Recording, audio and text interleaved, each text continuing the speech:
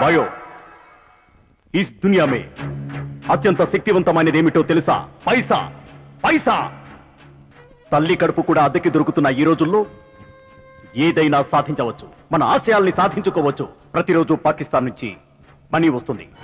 అది నకిలీదని ఎవరికీ తెలియదు. ఇప్పటికే భారతదేశంలోని అన్ని రాష్ట్రాలకి మన కరెన్సీ వెళ్ళింది, వెళ్తుంది. దాదాపు 40% నోట్లు మనవే చలామణిలో ఉన్నాయి. ఆంధ్రప్రదేశ్ ని స్థావరంగా చేసుకున్న ఈ నకిలీ నోట్లతో హైదరాబాద్ ని అల్లా కల్లోలం చేయాలి. తమిళనాడు, కర్ణాటక, కేరళ, ఉత్తర భారతదేశం ఆర్థికంగా దిగజారిపోవాలి. ప్రపంచంలోని అన్ని దేశాల్లో మన జెండా ఎగరవేయాలి. జిహాద్ జిహాద్ జిహాద్ జిహాద్.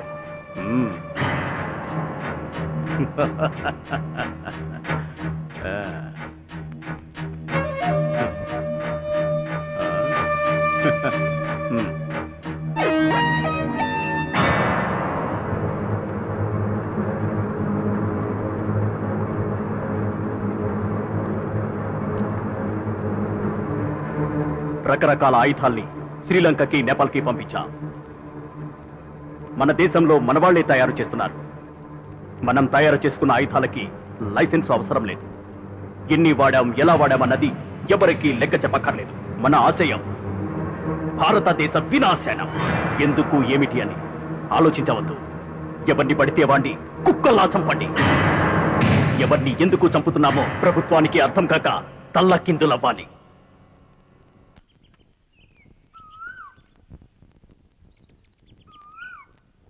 ప్రజాజీవనంలో శాంతి భద్రతలున్నప్పుడే ఆ జాతి పురోభివృద్ధి సాధిస్తుంది. ప్రభుత్వానికి సంక్షేమ కార్యక్రమాలెంత ముఖ్యమో శాంతి భద్రతలు అంతే ముఖ్యం. కాబట్టి ఏ దేశానికైనా, ఏ రాష్ట్రానికైనా, ఏ జిల్లాకైనా, ఏ పట్టణానికైనా, ఏ గ్రామానికైనా మన డిపార్ట్మెంటు సేవలు చాలా అవసరం. ఎన్నికల్లో వైషమ్యాలు చెలరేగినప్పుడు, సంఘ విద్రోహులు అకృత్యాలకు పాల్పడినప్పుడు, మత విద్రోహ శక్తులు విజృంభించి హింసకు పాల్పడినప్పుడు, గ్రామ కక్షలు చెలరేగినప్పుడు, ఇంకా ఎన్నో విషయాల్లో మనం కేర్ తీసుకోవాలి. నీళ్లలో ఉండే చేప ఎలాగైతే నాచు తినకుండా ఉండలేదో అలాగే ప్రభుత్వ రంగంలో ఉండే అధికారి కూడా లంచం తీసుకోకుండా ఉండలేడు సార్. అర్థశాస్త్రం రచయిత కౌటిల్యుడు ఎప్పుడో చెప్పిన ఈ మాట ఈనాడు అక్షర సత్యమైంది. ప్రస్తుత వ్యవస్థ అంతా అవినీతిమయమైపోయింది. సార్, మధ్యలో కలుగు చేసుకుంటున్నందుకు క్షమించండి. అగ్రరాజ్యాలు అణ్వస్త్రాల కోసం నిరంతరం పరిశోధిస్తుంటే మనం మాత్రం అణ్వస్త్రాల కోసం ఆరాటపడుతున్నాం. అడవిలో తిరిగే జంతువు కూడా తనకు ఆకలైనప్పుడే సాటి జంతువుని చంపి తింటుంది. కానీ ఈ ఉగ్రవాదులు ఏ కారణం లేకుండా అమాయక ప్రజల్ని చంపుతూ పోవడం సహించరాని విషయం. మిస్టర్ కమిషనర్, ఇప్పుడు మన సమావేశం దాని గురించే. ప్రశాంతత అనే పేరుకు మారు పేరైన మన నగరం అరాచకంగా మారిపోయింది. ఎప్పుడు ఎక్కడ ఎవరు ఎవరిని చంపుతున్నారో అర్థం కాకుండా పోయింది. ఒక పక్క నకిలీ కరెన్సీ దేశ ఆర్థిక వ్యవస్థని దెబ్బతీస్తోంది. మరో పక్క మారణాయుధాలు సామాన్య ప్రజలను బలి తీసుకుంటున్నాయి. ఇంకో పక్క మాదక ద్రవ్యాలు యువతను లొంగ తీసుకుంటున్నాయి. మందిరాలు, మసీదులు, దేవాలయాలు బాంబుల భయంతో వణికిపోతున్నాయి. ప్రజలను రక్షించే దేవుళ్ళని మనం కాపాడుకోవాల్సిన పరిస్థితి దాపురించింది. 144 సెక్షన్లు, రెడ్ అలర్ట్లు ప్రజల్లో మన మీద నమ్మకాన్ని పోగొడుతున్నాయి. సమాజంలో శాంతి భద్రతల్ని కల్పించాల్సిన మనమే మన కుటుంబానికి సెక్యూరిటీ ఇచ్చుకునే దుస్థితిలో ఉన్నాం. సార్, ఎవడు ఉగ్రవాదో ఎవడు సామాన్య పౌరుడో తెలుసుకోలేకపోతున్నాం. నిన్న చాట్ బండార్, లుమిని పార్కుల్లో బాంబులు పేలాయి. అమాయక ప్రజలు ఎంతమందో బలైపోయారు. పాకిస్తాన్, బంగ్లాదేశ్ నుంచి ట్రైనింగ్ అయిన ఆత్మాహుతి దళాలు మన దేశంలోకి ప్రవేశించాయని ఇంటెలిజెన్స్ వర్గాలు హెచ్చరిస్తున్నాయి. ఒక 4 రోజులుగా సిటీ మొత్తం అల్లకల్లోలం అయిపోయింది సార్. You are right. వీటిని కంట్రోల్ చేసే మార్గం ఏమిటి? సార్, ఉగ్రవాదాన్ని పూర్తిగా తుడిచిపెట్టడం అసాధ్యం. దానికంటే రాజస్థాన్ ఆర్డర్ని చీపురుతో చెప్పడం చాలా తేలిక. అప్పుడు మనం డిపార్ట్మెంట్కు భారం అవుతాం. కళ్ళ ముందు జరుగుతున్న దారుణాన్ని అరికట్టలేనప్పుడు మనకి యూనిఫామ్ ఎందుకు? సార్, మన ఒంటి మీద యూనిఫామ్ ఉంది కాబట్టే మనం ఇప్పుడు ఇక్కడ సమావేశమయ్యాం. ఏం చేయాలని ఆలోచిస్తున్నాం. యాంటీ టెర్రరిస్ట్ స్క్వాడ్ ఏం చేస్తోంది? చాలా సీరియస్ గా వర్కౌట్ చేస్తుంది. ఈ ఉగ్రవాదాన్ని అణచడానికి ప్రత్యేకంగా ఏసీపీ అభిరామ్ నియమించాలని ఆర్డర్స్ పాస్ అయ్యాయి. చార్జ్ అప్పచెప్పారా? లేదు. ఎందుకని? Abhiram assistant commissioner of police. మన మతం కోసం, మన జాతి కోసం బలి కావడానికి అందరూ సిద్ధంగా ఉన్నాం. మనలో బలి అయిన ప్రతి ఒక్కరికి అల్లా కరుణ ఉంటుంది. ముస్లమాన్ చరిత్రలో ఒక పేజీ ఉంటుంది. మన కుటుంబాలకి తరతరాలుగా తిన్న తరగని డబ్బు అందుతుంది. అంతటి కీర్తి, అంతులేని డబ్బు అందుకోవడానికి మీరు ఒక్కొక్కళ్ళుగా ముందుకు రావాలి.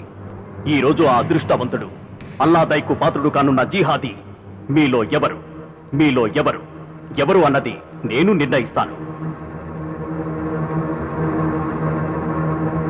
అరిఫ్ పఠాన్, జిమ్ఖానా గ్రౌండ్స్ లో రేపు సాయంత్రం 6 గంటలకు international relation of press meeting జరుగుతుంది. ప్రపంచ దేశాల ప్రముఖులు పాల్గొంటున్న ఆ సభకు సీఎం అధ్యక్షత వహిస్తున్నాడు. అనేక ఇతర మంత్రులు, ప్రముఖులు, ఉన్నతాధికారులు సభకు అక్కడ సమావేశం కానున్నారు. ఇది మనకు చక్కటి అవకాశం. మన ఉనికి ప్రపంచ దేశాలకు తెలియజేయాలి. వాళ్లలో ఏ ఒక్కడూ మిగలకూడదు. మన తలలు ఫలంగా పెట్టి ప్రపంచ దేశాల ముందు ఈ దేశం తల దించుకునేలా చేయాలి. అల్లా భలా కరేగా. పఠాన్, మానవ బాంబుగా మారి నువ్వు మారణ హోమం సృష్టించు.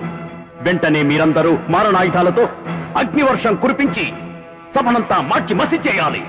చంపండి లేదా చావండి. సంజయ్, జిహాద్ జిహాద్ జిహాద్. కొనతం అభిరామ్, ఏసీపీ అభిరామ్. ఖమోష్. జై హింద్.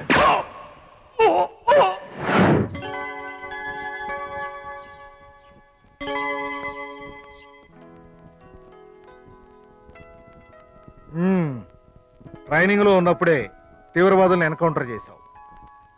సిటీలోకి అడుగు పెట్టగానే దావూద్ గ్యాంగ్ ని షూట్ చేశావు. షూట్ చేయడం అంటే నీకు ఇష్టం అనుకుంటా. తప్పనప్పుడు చేయక తప్పదు కదా సార్. సమయానికి వాళ్ళని కాల్చి చంపకపోయి ఉంటే వాళ్ళు బ్లాస్టింగ్ చేసుండేవాళ్ళు. ఈ పాటికి ముఖ్యమంత్రితో పాటు మీరు, మన డీజీపీ మొత్తం పైలోకానికి వెళ్ళుండేవాళ్ళు. డోంట్ ఎక్సైట్ అభి. Cool down, cool down. ఒక మనిషి సాటి మనిషిని చంపడానికి వాళ్ళకి మనసు ఎలా వస్తుంది? వాళ్ళు మనుషులు కాబట్టి. సార్, ఆకలి అనే 3 అక్షరాలు మనిషిని ఏ పనైనా చేయిస్తాయి.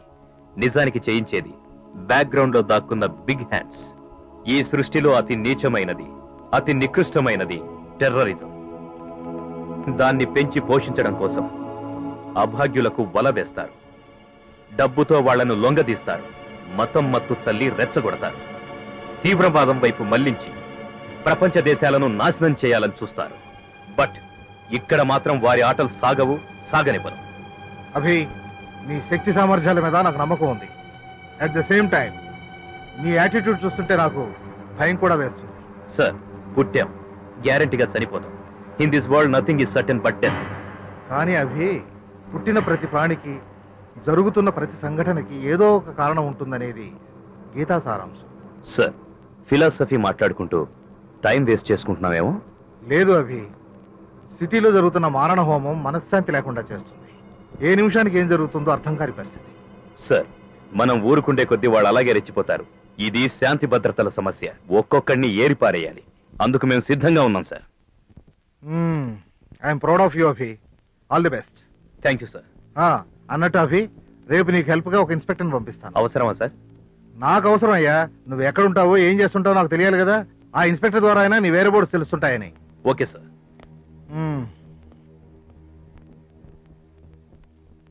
లోని 511 సెక్షన్స్ లో ఏది వాడి మీద పనిచేయలేదా? లేదు సార్. శంకర్ దాదా అనే పేరు చెప్తేనే అందరికీ హడల్. 1000 గొడ్లను తిన్న రాబందు కూడా చిన్న గాలివానకి నేల కూలిపోతుంది. మనం తలుచుకుంటే